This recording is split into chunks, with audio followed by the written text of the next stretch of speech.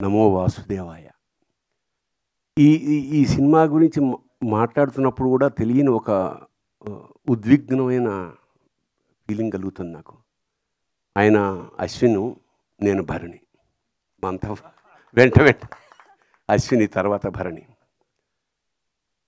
Gita arts Allu Ramalingaiah గారు గొప్ప communist. Gita arts ఎందుకు పేరు పెట్టారో ఉత్తరోత్తర అల్లు అరవింద్ గారు వివరించారు. ఏదైనా గీతా సారాంశం ఏంటంటే మంచి కర్మకి మంచి ఫలితం తప్పకుండా లభిస్తుంది. వెరీ సింపుల్, అంతకన్నా ఏం లేదు. అలాగే వేటూరి మహానుభావుడు ఏనాడైతే అరవింద్ గారి గురించి ఒక్క లైన్ చెప్పాడు, అది జీవితాంతం మర్చిపోలేను.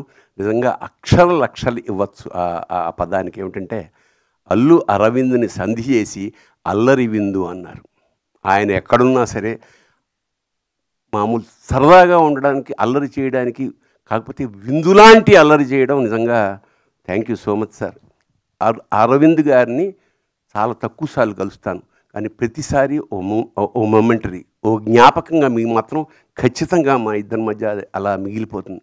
అలాంటి అరవింద్ గారు నాకు ఫోన్ చేసి, ఇలాగా ఈ సినిమా అవుతుంది, దయచేసి ఖాళీగా ఉంటే మీరు ఒకసారి చూడండి అంటే, నేనే ఎందుకు చూడాలి సార్ అంటే, దాని గురించి మాట్లాడగలిగిన కొంచెం సాహితీ వ్యవసాయం చేస్తున్న వాళ్ళతో, అంటే ఆ లెక్కన జొన్నవితులు గారు కూడా ఉన్నారు కదా అన్న.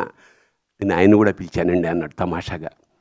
సరే, నిన్న కుటుంబ సమేతంగా మేము థియేటర్కి అల్లు అరవింద్ గారి ఏ అక్కడికే వెళ్ళి చూసాం sir. So it was not theatre sir, it was a temple yesterday. It was, I think the feeling is continuing. ఒక కూర్చున్న 5వ నిమిషానికి మేము లోపలికి వెళ్ళిపోయాం. ఏనాటి భక్త ప్రహ్లాద, ఎస్వి రంగారావు, నరసింహస్వామి, ఆ రోజారమణి, జీవము నీవే కదా అన్న పాట అక్కడ మొదలైపోయింది. నాకు అలా వస్తూనే ఉంది ఒక్కొక్క సీను. ఇది సినిమా తీశారా లేకపోతే సాక్షాత్కారం జరుగుతోందా మాకు అర్థం కాలేని ఒక అద్భుతమైన లోపలికి వెళ్ళిపోయాం. దాదాపు ఒక 20-30 సార్లైనా కళ్ళు చెమర్చే ఈ భావన, the way how you tackled, అంటే కొత్త డైమెన్షన్స్.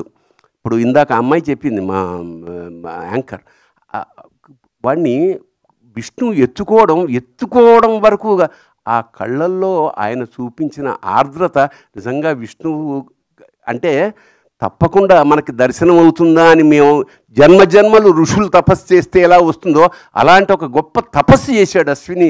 సో మీకు లభించిన అదృష్టం కాదు సార్, యావత్ ప్రపంచానికి కూడా విష్ణుమూర్తిని, నరసింహస్వామిని దర్శనం చేయించేశారు.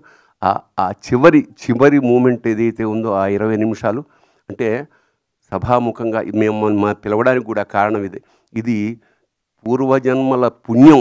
ఈ సినిమా చూడడం యోగం అన్నమాట. ఖచ్చితంగా ఒకసారి కాదు, ఎన్నిసార్లు మేము చూడాలో నాకే తెలియట్లేదు. ఎన్నిసార్లు చేసినా కొత్త ఎక్స్పీరియన్స్. ప్రతి క్షణాన్ని ఈ మధ్యకాలంలో ఎంజాయ్ చేసిన పరిపూర్ణమైన సినిమా ఇది. ఆ గ్రాఫిక్స్, జనరల్గా ఏమిటంటే గ్రాఫిక్స్లో చాలా రకాల లోపాలు ఉంటాయి, కానీ ఇక్కడ ఏమంటే ఆ భావాలతోటి, వాళ్ళ కదలికలతోటి, ఆ డీటెయిల్స్ తోటి, ఆ కళ్ళల్లో ఉండే కరుణతోటి మొత్తం కబ్జా చేసేసారు మా మనస్సులు, హృదయాలు ద్రవించేసాయి. ఇంకా చివరికి ఇది మహావతారం ఎందుకని పెట్టారా, అవతారమే కదా అంటే, నిజంగా అంత పెద్ద నారసింహుణ్ణి నా జీవితంలో చూశారు. కానీ స్క్రీన్ అంతా నిండిపోయి విశ్వరూప సందర్శనం ఏకకాలంలో ఎలా జరిగితే ఎలా ఒళ్ళు గగురు పుడుతుందో అలా ఒక ఉద్వేగానికి లోనైపోయాం. నిజంగా ఇది రసాత్మకం, కళాత్మకం. ఇంకోటంటే ఒక్క విషయం చెప్పాలి, ఇది తీసిన వాళ్ళు, చేసిన వాళ్ళు, రాసిన వాళ్ళు, తీసిన వాళ్ళు, చూసిన వాళ్ళు కూడా ధన్యులే. అంత గొప్ప అనుభూతిని కలగజేసినగా సార్. నిజంగా ఎప్పుడో తప్ప సినిమాలకి వెళ్ళమండి, ఏదో రెగ్యులర్గా అదే వృత్తి కదా, పెద్ద సినిమా ఏం చూస్తాను అన్న అంటే మిఠాయి కుట్టువాడు మిఠాయికి షాపు తిన్నట్టు. బట్ నిన్న వెళ్ళకపోయి ఉంటే మా జీవితంలో చాలా కోల్పోయి ఉండేవాళ్ళమేమో అనిపిస్తుంది. తప్పకుండా మళ్ళా చూడాలా. అంతా అయిపోయి సార్, మేము సినిమా బయటకు వస్తుంటే మా మనవడు కూడా వచ్చాడు, 3 ఏళ్ల వాడు.